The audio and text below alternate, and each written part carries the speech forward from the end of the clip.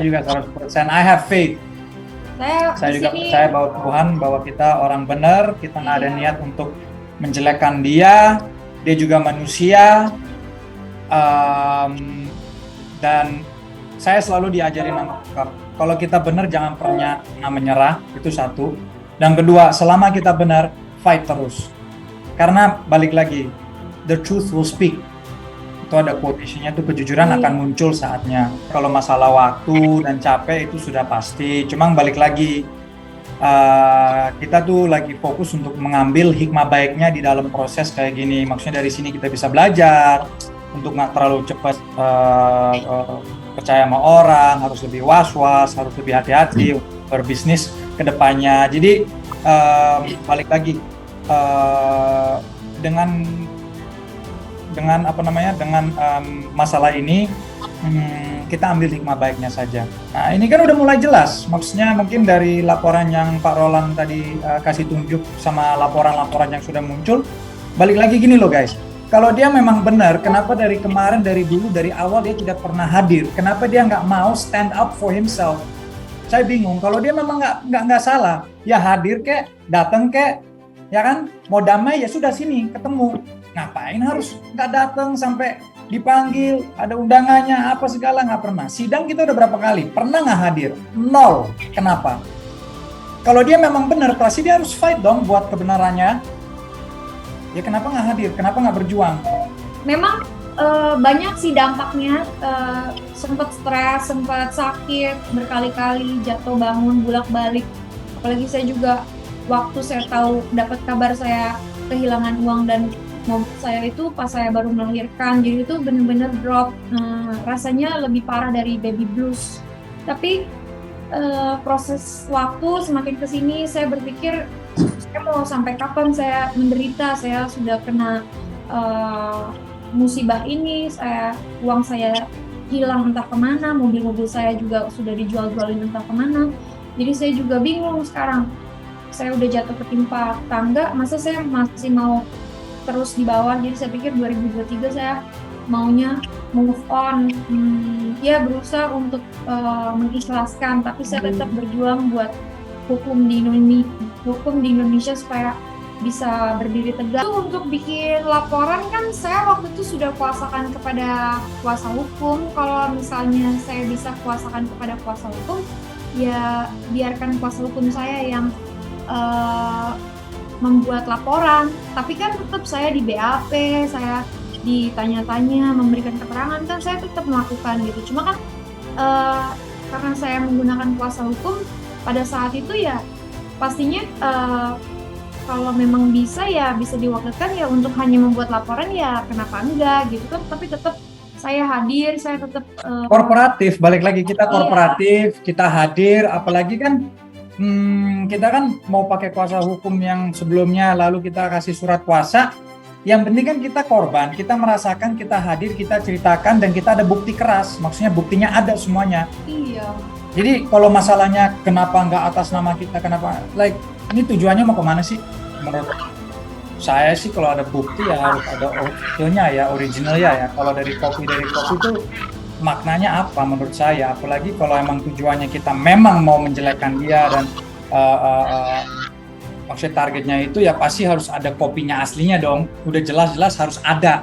Tapi kalau dari kopi dan itu juga dari konten dan konteks yang bukan dari kita, karena itu dari berita-berita, apa sangkut pautnya sama kita? Karena kita kan yang bukan bikin nama itu kan media sendiri.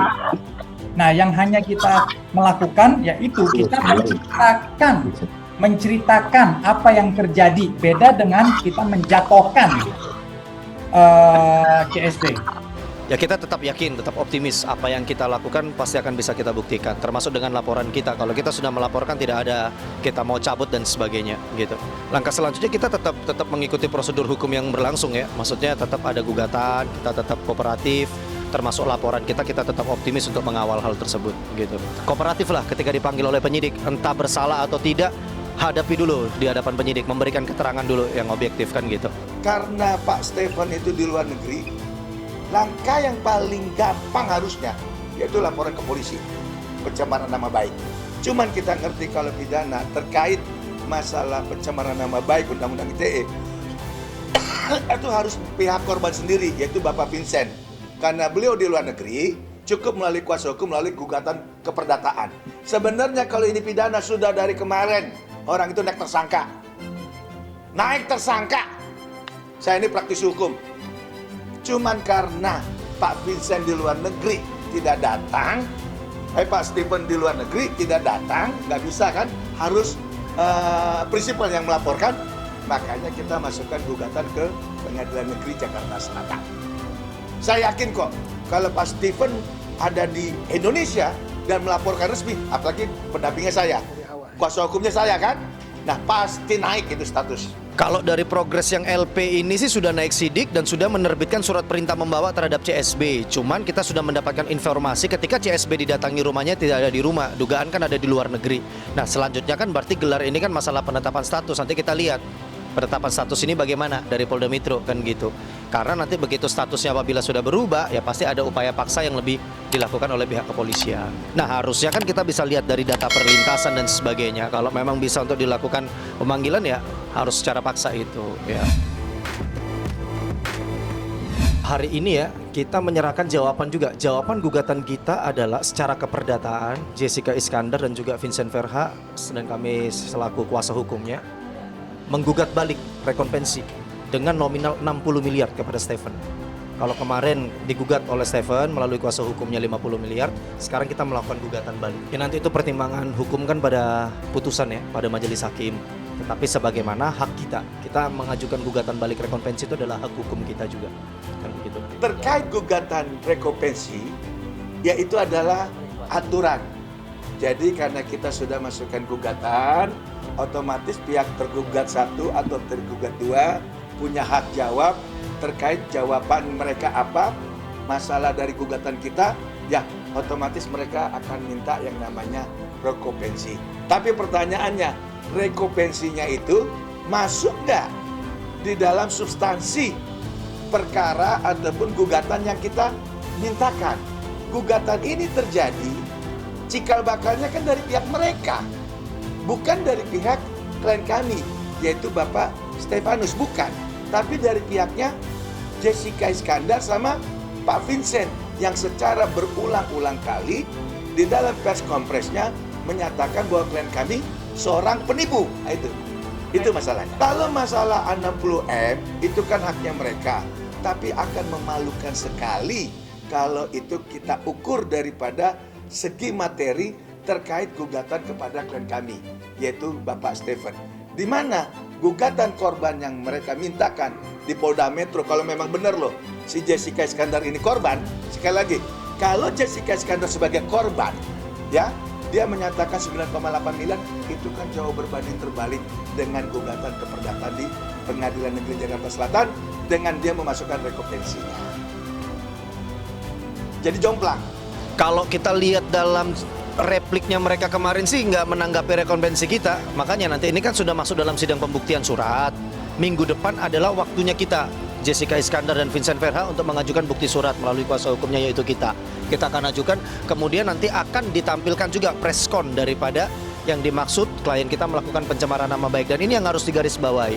Apabila klien kita diduga melakukan hal demikian, karena secara nyata yang ada itu adalah klien kita itu pada saat preskon hanya memberikan keterangan bahwa ia mengalami musibah, menceritakan kronologi peristiwanya, bukan secara terang-terang mau melakukan pencemaran nama baik sebagaimana dimaksud dalam gugatan mereka kan itu. Ini kan sudah memang lebih dari 6 bulan, sebagaimana Bu Jessica juga kan ya membutuhkan kepastian hukum.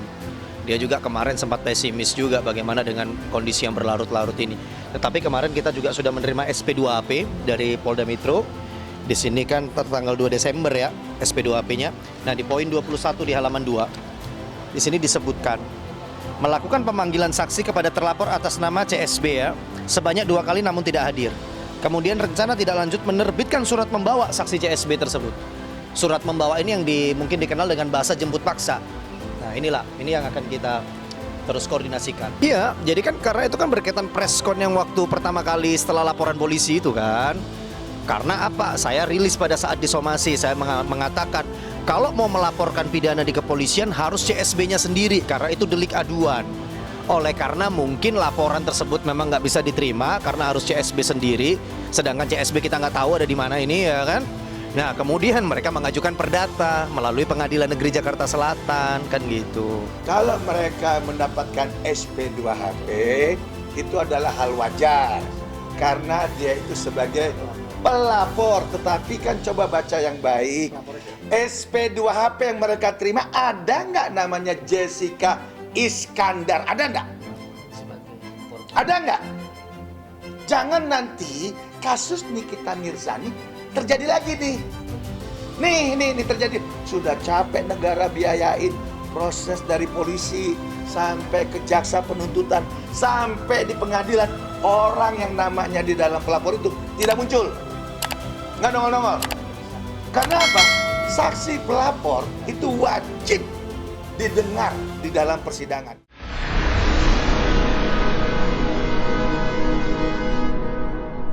Jadi jangan lupa untuk subscribe Cumi Cumi. Ditekan ya tombol lonceng merahnya.